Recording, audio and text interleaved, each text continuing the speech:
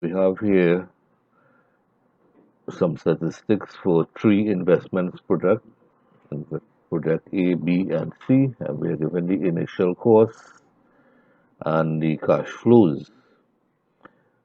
We are told that the cost of the capital is 12% and the following present value tables are available.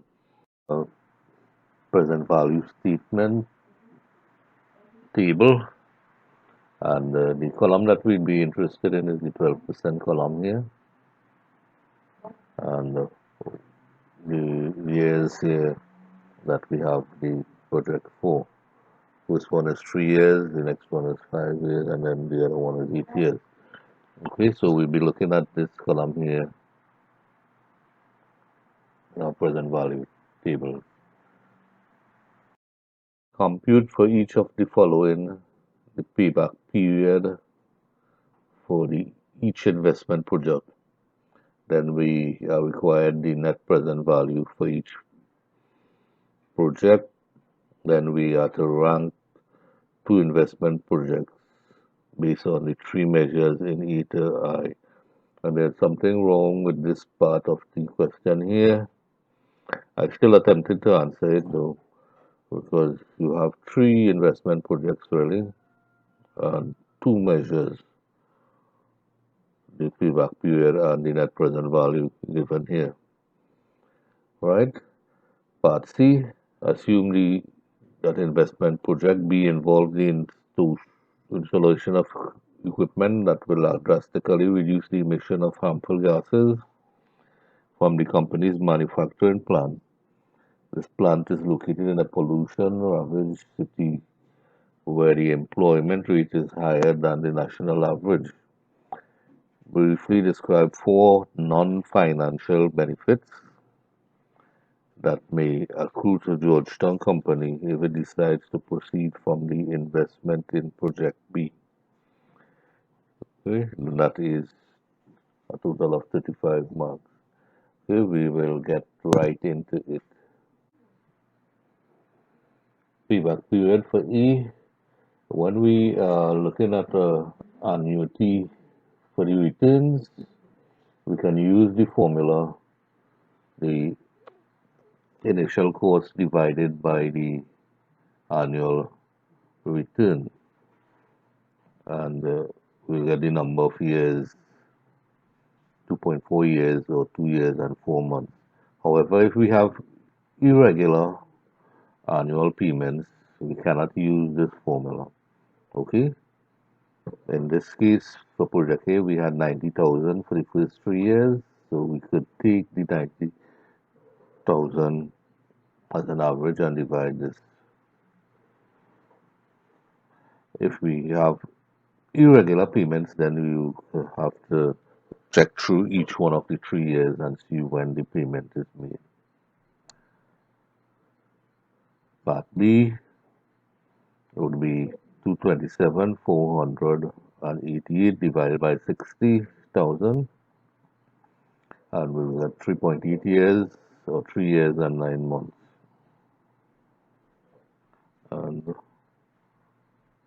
part C, we get 217,180 divided by 50,000, and that is equal to 4 years or 4 years and 3 months, right?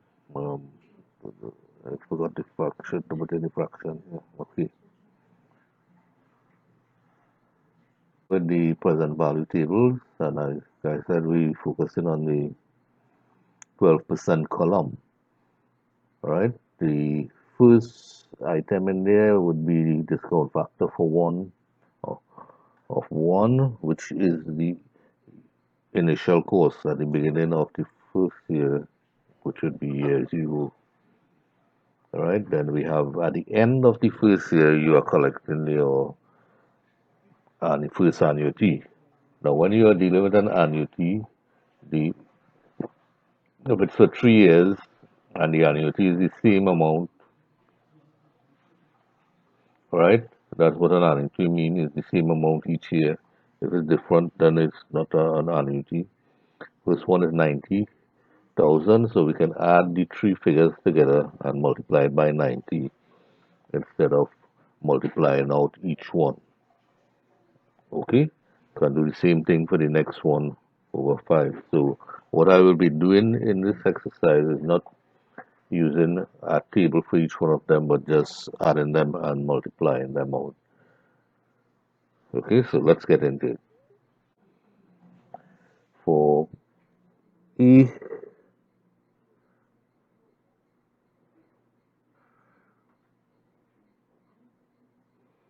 we have the project A here. This is the initial cost. I have it in brackets, indicating that we are going to minus that. And then we have all the present value here. I've added them together for the 3 years and multiplied by 90,000.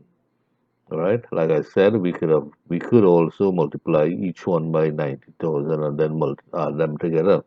We'll get the same thing. So this is a shorter way of doing it. So you have minus 212, 508 when I take away the bracket, and we're going to add when we add these three together, we'll get 2.4019 multiplied by 90,000, and this from that gives us a positive amount of 3,663. So this one has a net present value positive of 303, sorry, 3,663, and we will consider this project because it is positive. Then we have B, where the initial cost is 227,448, and these are the present value over the 5 years, the discount factors. We multiply it by the annuity. The annual amount is the same. Or if we prefer, could multiply them out one by one and add them together. You'd still get the same thing. Okay, so we add these five here and we get 3.6048. Okay, take off the bracket here, and this minus this gives us a negative figure of 11,160. So this, because of its negativity, we will not consider this project in our analysis.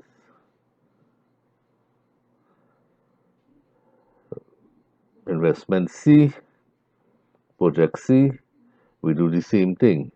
This time it's for 8 years, so we take the first 8 years of the annuity, the discount factors, multiplied by the annuity, and we get the figures down here.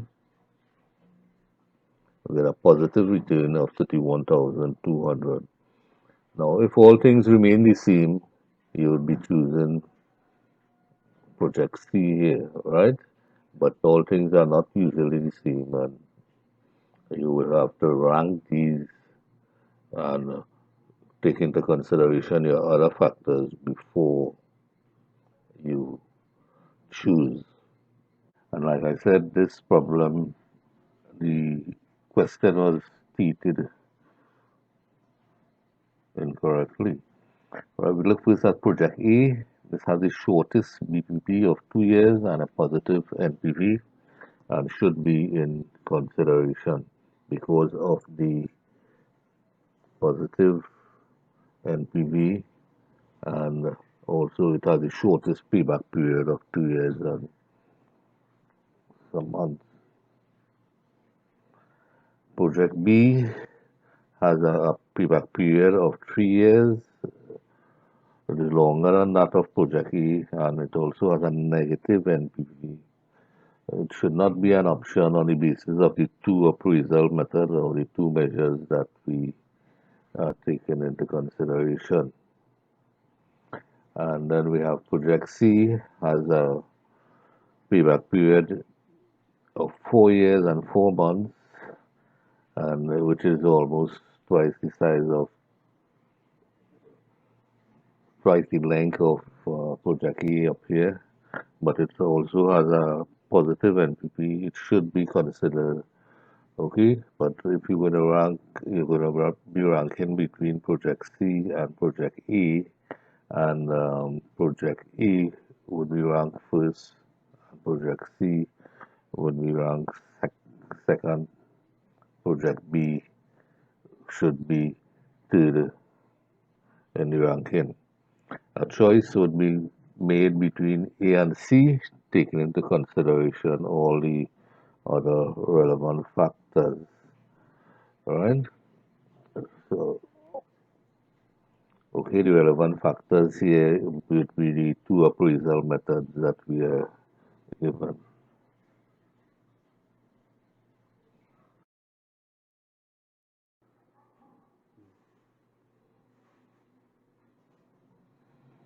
Okay, let's take a look at the non-financial benefits. We are asked for four. We're taking into consideration the situation that we are given when we read the question. So if you need to, you can pause the video here, go back and look at the question and see the relationship of the non-financial benefits to the actual situation itself. So we have first, we will have increased employment, a social thing. We are told that the area in which the investment would be made would be has a lot of unemployment. So if you start a project in there for a few $100,000, what will happen is you will see some increase in the employment. They will have better working conditions because of the nature of the investment. It decreases pollution and things, stuff like that. And you have improvement in the environment, reduce pollution, and your corporate image, because of tree here, the corporate image would be enhanced. You have come to an area and you increase the employment, you improve the working condition of employees, and you decrease pollution in the environment. That would enhance your corporate image, and employee morale and so on could be improved because of their better working conditions. From that, you would see an increase in your financial benefits. Okay, so that would bring us to the end of this module. I hope you would find it beneficial, and if you like it, if it was helpful to you, you can give it the thumbs up. If not, you can give it a thumbs down and leave your comments in the space below, and I will get back to you. Okay.